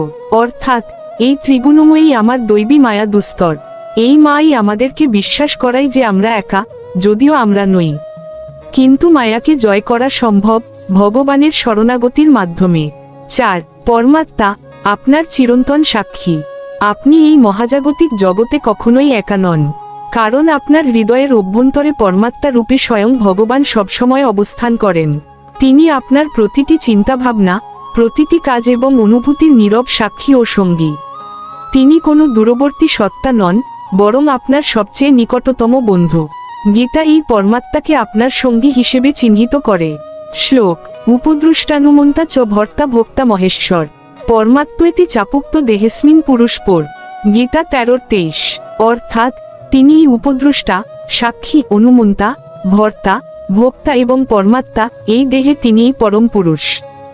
যখনই আপনি একাকী অনুভব করছেন, তখনই মনে রাখবেন আপনার সবচেয়ে নিকটতম সঙ্গী আপনার হৃদয় বিরাজমান। চোখ বন্ধ করে শুধু তার উপস্থিতি অনুভব করুন। 5. পিতার সঙ্গে শাশ্বত সম্পর্ক, আধ্যাত্মিক পরিবার। আপনি কেবল একজন বিচ্ছিন্ন আত্মা নন, আপনি এক বিশাল আধ্যাত্মিক পরিবারের সদস্য, যার আদি উৎস স্বয়ং শ্রীকৃষ্ণ। তিনি আমাদের সকলের আদি পিতা। এই সম্পর্কটি এমন যা দেশ, কাল বা পরিস্থিতি দ্বারা কখনো বিচ্ছিন্ন হতে পারে না। এই জ্ঞানের অভাবই একাকিত্বের জন্ম দেয়। শ্রীমদ্ভগবদ্গীতায় শ্রীকৃষ্ণ বলেন। শ্লোক: অহং বীজপ্রদঃ পিতা। গীতা 14:4। অর্থাৎ আমি বীজপ্রদ পিতা। যেহেতু আপনার পিতা এই মহাজাগতিক জগতের স্রষ্টা এবং রক্ষক, তাই এই জগতে আপনার একাকী থাকার কোনো প্রশ্নই ওঠে না। এই শাশ্বত সম্পর্ককে মনে রাখলে জাগতিক সম্পর্কের ক্ষণস্থায়িত্ব আর আপনাকে কষ্ট দেবে না। 6. ভক্তদের সঙ্গে সঙ্গ, একাকিত্বের প্রতিষেধক। এই মহাজাগতিক জগতে একাকিত্ব কাটিয়ে ওঠার ব্যবহারিক উপায় হল ভগবানের ভক্তদের সঙ্গে যুক্ত থাকা বা সঙ্গ করা। যখন একই লক্ষ্যে এগিয়ে যাওয়া মানুষজন একসঙ্গে থাকে, তখন পারস্পরিক শক্তি ও আনন্দ বৃদ্ধি পায়। ভক্তসঙ্গ এক বিশাল আধ্যাত্মিক পরিবার তৈরি করে, যেখানে কোনো বিচার বা স্বার্থের স্থান নেই। শ্রীমদ্ভাগবতম এই ভক্তসঙ্গের গুরুত্ব তুলে ধরে। শাস্ত্র বলে, এক মুহূর্তের জন্য শুদ্ধ ভক্তসঙ্গ জীবনের সমস্ত মানসিক ক্লেশ দূরীভূত করতে পারে। এই ভক্তিমূলক জীবনধারা ব্যক্তিকে একাকিত্ব থেকে মুক্ত করে, কারণ তারা জানে যে তাদের দুঃখ সুখ ভাগ করে নেওয়ার জন্য একটি আধ্যাত্মিক পরিবার সর্বদা প্রস্তুত। 7. সেবার মাধ্যমে সংযুক্ত হওয়া, কর্মে ঐক্যের অনুভব। নিজের ক্ষুদ্র স্বার্থ নিয়ে ব্যস্ত থাকলে একাকিত্ব বাড়ে, কিন্তু যখন আপনি নিঃস্বার্থভাবে অন্যের সেবায় নিজেকে নিয়োজিত করেন এবং সেই সেবাকে ভগবানের উদ্দেশ্যে অর্পণ করেন, তখন আপনি এই মহাজাগতিক জগতের এক বৃহত্তর প্রবাহের সঙ্গে যুক্ত হন। এই সেবামূলক মনোভাব আপনাকে আত্মকেন্দ্রিকতা থেকে মুক্তি দেয়। ভগবান শ্রীকৃষ্ণ কর্ম অর্পণের উপদেশ দেন। শ্লোক: যৎ করসি যো দশনাসি যৎ জুহসি দোদাসি যৎ যৎ তপস্যসি কৌন্তেয় তত কুরুষ মদর্পণম। গীতা 9:27।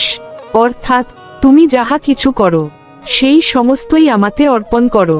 সেবার মাধ্যমে আপনি কেবল উপকার করছেন না, বরং আপনি একা থেকে আমরা তে রূপান্তরিত হচ্ছেন, যা একাকিত্বের সবচেয়ে বড় ঔষধ। 8. ব্রহ্মাণ্ডের ঐক্যের দর্শন, সবই এক সত্তা। এই মহাজাগতিক জগতের প্রতিটি কণা, প্রতিটি জীব, এমনকি আপনার চারপাশে থাকা গাছপালাও ভগবানেরই শক্তি এবং তারই প্রকাশ। যখন এই ঐক্যের দর্শন লাভ হয়, তখন আপনি আর নিজেকে বিচ্ছিন্ন মনে করেন না।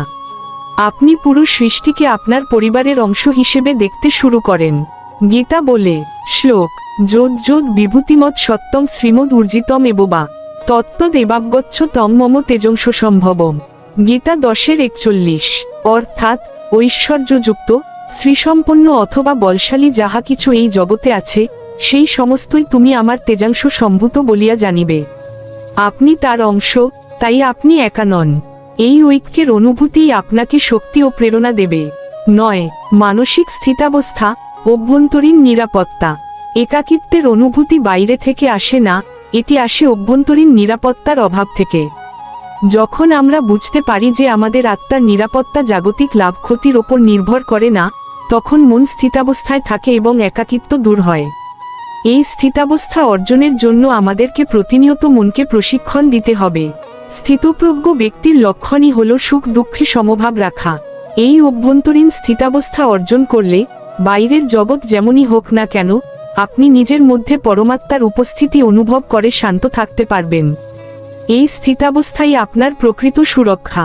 10 আপনি প্রেম দ্বারা বেষ্টিত। অতএব এই মহাজাগতিক জগতে আমি একা, এই ধারণাটি সম্পূর্ণ ভুল। আপনি কখনোই একা নন। আপনি পরমাত্মার সঙ্গে, শ্রীকৃষ্ণের সঙ্গে এবং সমস্ত ভক্ত ও সৃষ্টির সঙ্গে এক গভীর প্রেমময় বন্ধনে আবদ্ধ। এই বন্ধন উপলব্ধি করাই ভক্তির পথ। ভক্তিযোগের মাধ্যমে নাম জপ করুন, শাস্ত্র অধ্যয়ন করুন এবং ভক্তদের সঙ্গে যুক্ত থাকুন। এই অনুশীলনগুলি আপনাকে মনে করিয়ে দেবে যে ভগবানের প্রেম সর্বদা আপনাকে বেষ্টন করে আছে। এই জ্ঞানই আপনাকে একাকিত্বের ভ্রান্তি থেকে মুক্তি দেবে এবং আপনাকে আনন্দ ও পূর্ণতায় ভরে তুলবে। এই মূল্যবান আধ্যাত্মিক আলোচনা অব্যাহত রাখতে কৃষ্ণা টক্স বাংলা চ্যানেলে প্রতিদিন রাত 8টায় পূর্ণাঙ্গ আধ্যাত্মিক আলোচনা শোনা যায়। এছাড়া দিনের বিভিন্ন সময়ে লং ও শর্ট ভিডিও প্রকাশিত হয়। ভিডিওটি ভালো লাগলে দয়া করে লাইক, কমেন্ট এবং সাবস্ক্রাইব করতে ভুলবেন না। চ্যানেলের পরিচালনা ও এই আলোচনা আপনাদের জন্য নিবেদন করলেন শ্রী মিলন দেবনাথ। হরে কৃষ্ণ। নমস্কার, আমাদের কৃষ্ণা টক্স বাংলা চ্যানেলে আপনাদের স্বাগতম। আজ মহান বিজয় দিবস, রক্তক্ষয়ী সংগ্রামের পর একটি জাতির মাথা উঁচু করে দাঁড়ানোর দিন। এই বিজয় দিবস আমাদের শুধু একটি উজ্জ্বল ইতিহাস মনে করিয়ে দেয় না, এটি আমাদের প্রত্যেকের সামনে এক গভীর দার্শনিক প্রশ্নও রেখে যায়। আজকের বিশেষ আলোচনা, বিজয় দিবসে এক প্রশ্ন, আমি কে? বিজয় দিবস এবং আত্মপরিচয়ের ডাক। বিজয় দিবস মানে শুধু বাহিরের ভৌগোলিক স্বাধীনতা নয়, এটি একটি জাতির চেতনার জাগরণ, মানুষের ভেতরের সত্যের জাগরণ। একটি জাতি যখন সব অন্যায় আর শৃঙ্খলের বিরুদ্ধে রুখে দাঁড়ায়, তখন তার হৃদয় প্রথমে একটি আত্মচেতনা জন্ম নেয় যে আমরা কারো অধীন নই। ঠিক তেমনি আধ্যাত্মিক পথে মানুষের জীবনে প্রকৃত পরিবর্তন তখনই আসে যেদিন সে সমস্ত জাগতিক শৃঙ্খলের মধ্যে দাঁড়িয়ে নিজেকে প্রশ্ন করে, আসলে আমি কে? আমি কেন এখানে এসেছি? এই মৌলিক প্রশ্নটি ছাড়া কোনো মানুষের ব্যক্তিগত বিজয় বা আনন্দ কখনোই স্থায়ী হয় না। আমরা যাকে আমি বলি, আমরা এই পৃথিবীতে আমাদের পরিচয় দিতে গিয়ে সাধারণত কি বলি? আমরা বলি, আমি এই দেশের নাগরিক, আমি অমুক বংশের সন্তান। আমরা বলি, আমি ডাক্তার, ইঞ্জিনিয়ার বা এই পেশার মানুষ। কিংবা আমরা আমাদের নাম ও সামাজিক পরিচয় নিজেদের আবদ্ধ রাখি। কিন্তু একটু গভীরভাবে ভাবলে দেখা যায় এগুলো সবই সময়ের সঙ্গে সঙ্গে বদলে যায়। নাম, পেশা, নাগরিকত্ব এগুলো দেহের সঙ্গে যুক্ত। ভগবান শ্রীকৃষ্ণ গীতায় অর্জুনকে লক্ষ্য করে আমাদের সকলের জন্য বলেছেন, এই দেহ পরিবর্তনশীল এবং বিনাশী, কিন্তু যিনি এই দেহের ভেতরে বাস করেন সেই আত্মা অবিনাশী ও চিরন্তন।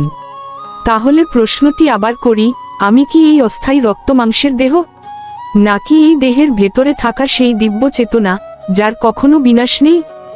দেহের বিজয়, আত্মার পরাজয়। ভগবান শ্রীকৃষ্ণ গীতায় বলেন, ন জায়তে ম্রিয়তে বা কদাচিৎ, নায়ং ভূতা ভবিতা বা ন ভূয়। শ্রীমদ্ভগবদ্গীতা অধ্যায় 2 শ্লোক 20। শ্লোকের ব্যাখ্যা, ভগবান শ্রীকৃষ্ণ এখানে স্পষ্ট করে বলেন, আত্মা কখনো জন্মায় না, আবার কখনো মৃত্যুবরণও করে না। এই আত্মা সৃষ্টি হয়নি, আবার একদিন শেষও হবে না। দেহের জন্ম আছে, দেহের মৃত্যু আছে, কিন্তু দেহের ভেতরে যে আমি, সেই আত্মা চিরন্তন, অবিনাশী এবং নিত্য। আমরা যে নিজেকে দেহ বলে ভাবি, এই ভুল ধারণাই আমাদের জীবনের সবচেয়ে বড় পরাজয়। আর যেদিন মানুষ উপলব্ধি করে, আমি এই দেহ নই, আমি ভগবান শ্রীকৃষ্ণের নিত্য অংশ, এক আত্মা, সেদিন থেকেই তার ভেতরের সত্যিকারের বিজয় শুরু হয়। এই কারণেই বাহিরের স্বাধীনতার চেয়েও আত্মপরিচয়ের স্বাধীনতা অনেক বড়। একটি দেশ মানচিত্রে স্বাধীন হতে পারে, বাহ্যিক শত্রু বিদায় নিতে পারে, কিন্তু একজন মানুষ কি তার নিজের ভেতর থেকে সত্যিই মুক্ত হতে পারে? আমরা আজ হাজারো সূক্ষ্ম বন্ধনে আবদ্ধ। আমরা অকারণে লোভে বাধা, আমরা অজানা এক ভয়ে বাধা, আমরা মিথ্যা অহংকারে আর আমিত্বের মোহে আষ্টেপৃষ্ঠে বাধা। বাহিরে বিজয়ের পতাকা উড়লেও ভেতরে যদি কাম, ক্রোধ আর মোহের শাসন চলে, তবে সেই বিজয় আমাদের জন্য অসম্পূর্ণ থেকে যায়। এই কারণেই গীতা কেবল কুরুক্ষেত্রের বাহিরের যুদ্ধের কথা বলে না, গীতা আমাদের শেখায় অন্তরের সেই যুদ্ধের কথা, যেখানে জয়লাভ করা সবচেয়ে কঠিন। মায়া জেনেও ভুলে যাওয়া। আমরা শাস্ত্র পড়ি, আমরা বড় বড় কথা শুনি এবং মনে মনে জানিও যে আমি এই নশ্বর দেহ নই, আমি পরমাত্মার অংশ, এক শুদ্ধ আত্মা। তবুও সংসার জীবনে পা ফেলা মাত্রই আমরা বারবার দেহকেই আমি বলে ভুল করি। নিজের ইন্দ্রিয় সুখের জন্য অন্যের ক্ষতি করতেও দ্বিধা করি না। এই জেনে বুঝে সত্যকে ভুলে থাকাকেই আধ্যাত্মিক পরিভাষায় বলা হয় মায়া। মায়া মানে কোনো জাদুকরী কিছু নয়। মায়া মানে সত্যের আলো সামনে থাকার পরেও অন্ধকার বা অসত্যকে পরম যত্নে আঁকড়ে ধরা। এই মায়ার গোলকধাঁধায় পড়ে মানুষ বারবার জীবনের যুদ্ধে হেরে যায়। মুখ্য লাভের ভুল ধারণা। জাগতিক বিজয়ের নেশায় আমরা সবসময় বড় বড় লাভের অঙ্ক খুঁজি। আমরা ভাবি প্রচুর অর্থই বোধ হয় জীবনের মুখ্য লাভ। আমরা ভাবি ক্ষমতা বা সামাজিক স্বীকৃতি পাওয়াই পরম সাফল্য। কিন্তু মহাকালের বিচারে এগুলো সবই ক্ষণস্থায়ী কুয়াশার মতো। আজ যা আপনার পরম প্রাপ্তি, কাল তা অন্য কারোর হতে পারে। আজ যে জয় আপনাকে আনন্দ দিচ্ছে, কাল তা গভীর শোকের কারণ হতে পারে। ভগবান শ্রীকৃষ্ণ তাই গীতায় সতর্ক করেছেন, ফলের আশা করো না, কর্ম করো। লাভ লোকসানকে মুখ্য করো না, বরং তোমার চেতনার উন্নতি এবং আত্মিক বিকাশকে মুখ্য লক্ষ্য করো। ত্যাগ ছাড়া বিজয় নেই। বিজয় দিবস আমাদের বীর শহীদদের রক্তের কথা মনে করিয়ে দেয়। এটি আমাদের শেখায় মহান ত্যাগ ছাড়া পৃথিবীতে কোনো স্বাধীনতা আসেনি। ঠিক একই সূত্র আধ্যাত্মিক জীবনের জন্যও সত্য। নিজের ভেতরের আকাশচুম্বী অহংকারের ত্যাগ ছাড়া আত্মজ্ঞানের আলো হৃদয় প্রবেশ করতে পারে না। সাময়িক ইন্দ্রিয় ভোগের তৃষ্ণা ত্যাগ করা ছাড়া হৃদয় পরম শান্তি প্রতিষ্ঠা করা সম্ভব নয়। মনে রাখবেন, ত্যাগ মানে সবকিছু ছেড়ে বনের পথে চলে যাওয়া নয়। ত্যাগ মানে অন্তরের ভুল ধারণাগুলোকে ঝেড়ে ফেলে দেওয়া। ভেতরের শত্রু, ভেতরের যুদ্ধ। আজকের দিনে আমাদের সবচেয়ে বড় শত্রু আমাদের ভেতরেই লুকিয়ে আছে। কামনা, ক্রোধ, লোভ, মোহ, মদ ও মাৎসর্য। এই 6টি প্রবৃত্তিই মানুষের চেতনার প্রকৃত শত্রু। বাহিরের শত্রুকে অস্ত্রের মাধ্যমে জয় করা যায়, কিন্তু ভেতরের এই শত্রুকে জয় করতে প্রয়োজন আত্মিক জ্ঞান আর ভক্তি। এই যুদ্ধ অত্যন্ত নীরব, এখানে কোনো চিৎকারের শব্দ নেই, কিন্তু এই যুদ্ধের জয়ই মানুষকে অমরত্ব দান করে। হার মানেই পরাজয় নয়। আমাদের জীবনে অনেক সময় পরাজয় আসে, বড় বড় ক্ষতি আসে, অনেক দিনের সাজানো পরিকল্পনা ধূলিসাৎ হয়ে যায়, অনেক আদরের স্বপ্নগুলো মাঝপথে থমকে যায়। আমরা ভেঙে পড়ি এবং ভাবি জীবনের যুদ্ধে আমি হয়তো হেরে গেছি। কিন্তু গীতার দিব্য দৃষ্টিতে জীবনের কোনো অভিজ্ঞতাই বৃথা নয়। প্রতিটি হার বা প্রতিটি ক্ষতি যদি আপনার অহংকারকে চূর্ণ করে, চেতনাকে শুদ্ধ করে, তবে জানবেন সেই হারের আড়ালেই লুকিয়ে ছিল আপনার প্রকৃত বিজয়। যে মানুষ পরিস্থিতির চাপ থেকে শিক্ষা গ্রহণ করতে শেখে, সংসারের কোনো প্রতিকূলতাই তাকে পরাজিত করতে পারে না। আত্মপরিচয়ই প্রকৃত স্বাধীনতা। যেদিন মানুষ তার অন্তরের অন্তঃস্থলে উপলব্ধি করে যে আমি এই বিনাশী দেহ নই, বরং আমি পরমাত্মা ভগবান শ্রীকৃষ্ণের এক নিত্য অংশ, ঠিক সেদিন থেকেই তার ভেতর থেকে জাগতিক ভয় কমতে শুরু করে। এক অদ্ভুত শক্তি তাকে চারপাশ থেকে ঘিরে ধরে। তার সব হতাশা মুছে যায়। প্রতিটি মুহূর্ত তার কাছে অর্থপূর্ণ এবং আনন্দময় হয়ে ওঠে। এই দিব্য উপলব্ধিই হল মানুষের জীবনের প্রকৃত বিজয় এবং চরম স্বাধীনতা। বিজয় দিবসে এই এক প্রশ্ন। আজ 16ই ডিসেম্বর। আজ আমাদের আনন্দের দিন, গর্বের দিন। আজ বাহিরের সেই মহান বিজয়কে গভীর শ্রদ্ধাভরে স্মরণ করার সঙ্গে সঙ্গে আমাদের প্রত্যেকের উচিত নিজ অন্তরের বিজয়ের পথে অন্তত এক পা এগিয়ে যাওয়া। আজ উৎসবে মেতে ওঠার আগে যদি আমরা নিভৃতে বসে শুধু একবার নিজেকে একটি বার জিজ্ঞেস করি, আসলে আমি কে? এই একটি মাত্র সৎ জিজ্ঞাসা আমাদের জীবনের মোড় ঘুরিয়ে দিতে পারে, আমাদের নিয়ে যেতে পারে মরণশীল জগৎ থেকে অমৃতের সন্ধানে। যে মানুষ এই প্রশ্নের সঠিক উত্তর নিজের ভেতরে খুঁজে পায়, সংসারের বিচারে সে বাহিরে জিতুক বা হারুক, অন্তরের বিচারে সেই এই মহাবিশ্বের সবচেয়ে বড় বিজয়ী। এটাই আজকের আলোচনার সার কথা। এটাই কৃষ্ণা টক্স বাংলার একমাত্র লক্ষ্য। আলোচনাটি আপনার জীবনে সামান্য আলোকপাত করলে আমাদের পরিশ্রম সার্থক হবে। চ্যানেলটি ভালো লাগলে লাইক দিন এবং কমেন্ট বক্সে আপনার মূল্যবান মতামত জানান। আমাদের সঙ্গে যুক্ত থাকতে এখনই সাবস্ক্রাইব করুন। প্রতিদিন রাত 8টায় এই ধরনের পূর্ণাঙ্গ আধ্যাত্মিক আলোচনা শুনতে ভুলবেন না। এছাড়া দিনের বিভিন্ন সময়ে আমাদের চ্যানেলে ছোট ও বড় আরও অনেক ভিডিও প্রকাশিত হয়। সকলের জীবন কৃষ্ণমগ্ন হোক, মঙ্গলময় হোক। এই চ্যানেলের আলোচনাগুলি বিনয়ের সঙ্গে আপনাদের সামনে উপস্থাপন করা হয় শ্রী মিলন দেবনাথের তত্ত্বাবধানে। সবকিছুই ভগবান শ্রীকৃষ্ণের কৃপায়। হরে কৃষ্ণ।